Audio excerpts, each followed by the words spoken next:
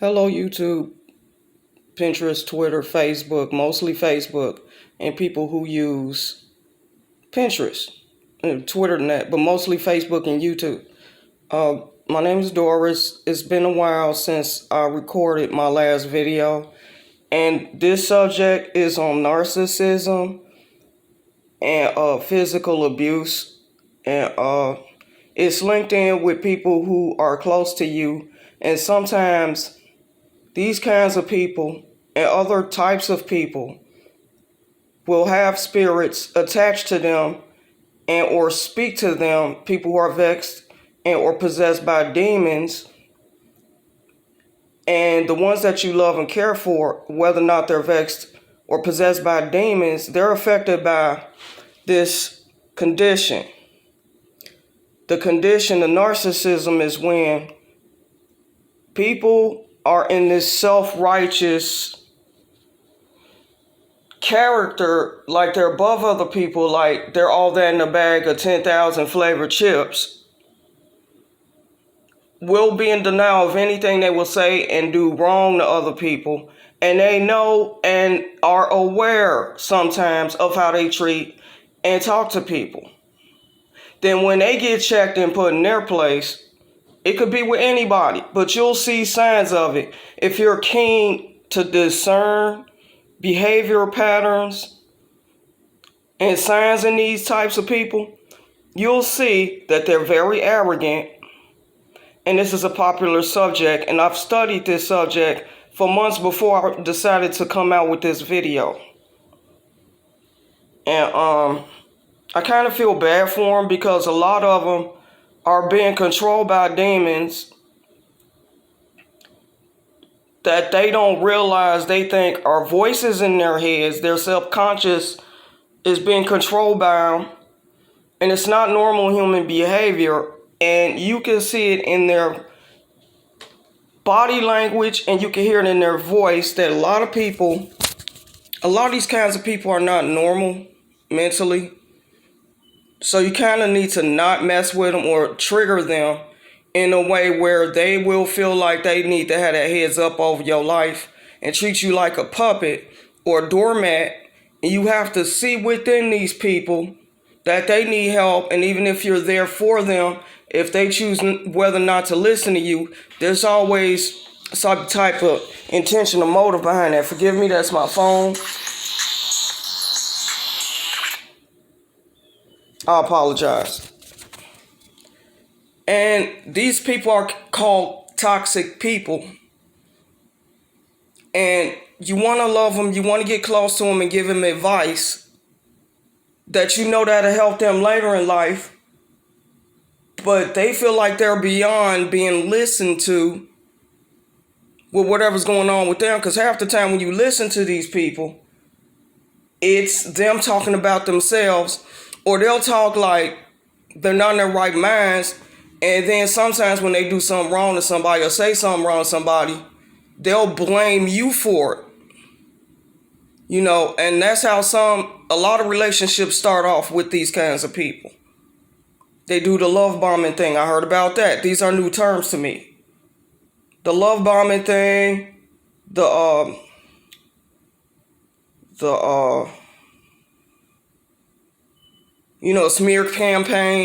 smear campaign, where everything they do and say has nothing to do with them, even though it came from their mouth and behavior against you, against other people. These people have loved ones in their lives, and they want to be loved and cared for, but they're not doing it right. Just like, okay, with some people I subscribe to, I'm using this in terms of the kinds of videos people came out with that I've studied from these subscribers that I've tapped into on YouTube, that you're not just doing your life, incorrectly, but it cracks me up. It does. It makes me laugh a little bit, and I am curious about how people don't cook correctly, don't drive correctly. Why is everything perfect? But see, that's the subject that's tied into narcissism in a person's mind, a narcissistic, toxic person's mind. Everything they expect for people to do and say has to be perfect to them. But they don't even accept that they're not perfect, and no one on this planet is perfect until, like, if a person's tied to God, God hates pride. Like, he despises pride, like, really heavily. And, like, with narcissistic people, they honor that, and that's their form of freedom in their mind that they like, in the form of stones that they throw at people. Like hyperbole speaking, like. And it makes no sense how these people they have loved ones, they want to be loved and cared for, but they treat people like stepping stones, you know. And that affects me personally because I have to deal with these people. And that's not everybody I come in contact with. Just some people that I have to deal with every week. Sometimes I think I'm a narcissistic person because I've been told that I'll act like I'm toxic, this, that, and other. And I'd rather for people to get to know me before they start developing some type of an opinion of me. But the narcissistic part, I think the only way a person can deal with their own narcissism is if they can listen to somebody that's kind enough, and it has to be spiritual. They have to be kind. They have to be that voice of reason for that person. Sometimes a person can get out of their own narcissism and want to change, but the person has to want to change though. And if they want to change, they'll become changed if they just open up and let their pride go and listen to people and practice behaviors on developing into a decent, real person. See, that's another thing I'm talking about. With narcissism, they act fake to fit in. I don't understand that part either. And I've seen this in people because I had to deal with these kinds of people for most of my life. I'm not going to name names and I'm not going to point fingers. But I had to deal with these kinds of people most of my life. A lot of bullies and people in the workforce are narcissistic. I'm like, what on earth? It's almost like there aren't any good people on this planet. And that's very sad because it's not supposed to be like that. It just is. And it affects me personally because it's an internal battle that I and other people have to fight.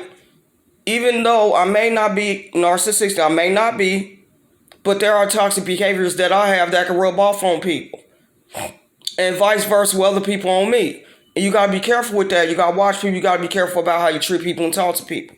But if these people are narcissistic, you need to excuse them. You need to have very little contact with them unless it has something to do with a kid, a court case. If you have to talk to a cop, you have to be kind to these people all the time. All the time. Like, around the clock. That's if you have to deal with these people every day, if you live with them. If this person is your friend. I don't get that part neither. Because narcissistic people, they can be mean and cruel. Some people call them, this one lady, I like her, T on MPD, I like that lady a lot. She calls them Chinese crested. I looked up those two words, Chinese crested, are dogs. They look very raggedy. I feel bad that I'm saying that, but I looked that up, yeah. And I like dogs. I'm a dog person. And I love all kinds of animals. But they are types of dogs that look raggedy. And that lady, she be cracking me up. But she gives really good advice because she's concerned. And I think the only way you can give advice to people is if you've been there and done that. And if you've been there and done that, you can relate to these kinds of people. Even though when you do try to help them and get close to them, red flag action. Now with the abuse part, it ties in with a person becoming narcissistic. It depends on their upbringing too. If they have a bad upbringing, if their childhood wasn't right and they were abused physically and sexually, they'll take it out on people growing up if they're not conditioned to change their minds about how they're supposed to treat people. And it starts a lot of the time where how we're being raised verbally. It's a verbal thing as you raise your kid. You have to learn how to talk to your kid in ways that you can show your kid you love your kid. I'm still learning how to do that with my son. I don't want to get into that. But kids learn things that they see their parents do, their grandparents, their guardians and that. And it does start off with the kind of parent that raised you.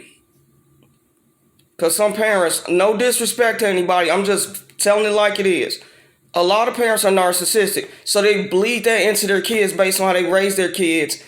And I get mad at parents mistreating their kids. I can't say much about that. Because with some people, it's none of my business.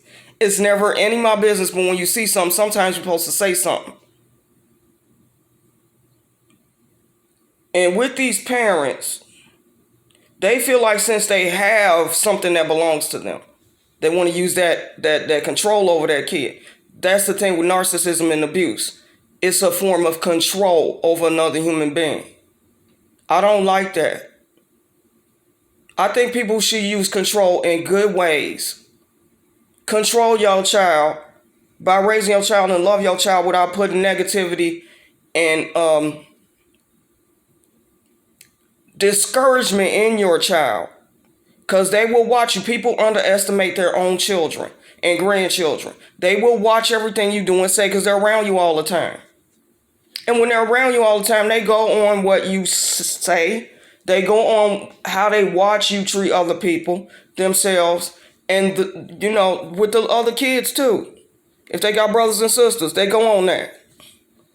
And kids nowadays, when they grow up, they go through puberty real fast. They learn real fast. They read fast.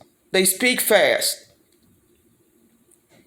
Whether or not the parent is a narcissist or a good person, a child will pick up on that and watch you and be like, oh my. People don't understand. Kids watch folks closely. That's why they stare at people. That's exactly why children stare at people. Because they want concern, they want care. Kids like to see, children actually like to see people being positive. Some kids don't know, they don't speak that yet. But when they learn it growing up, they watch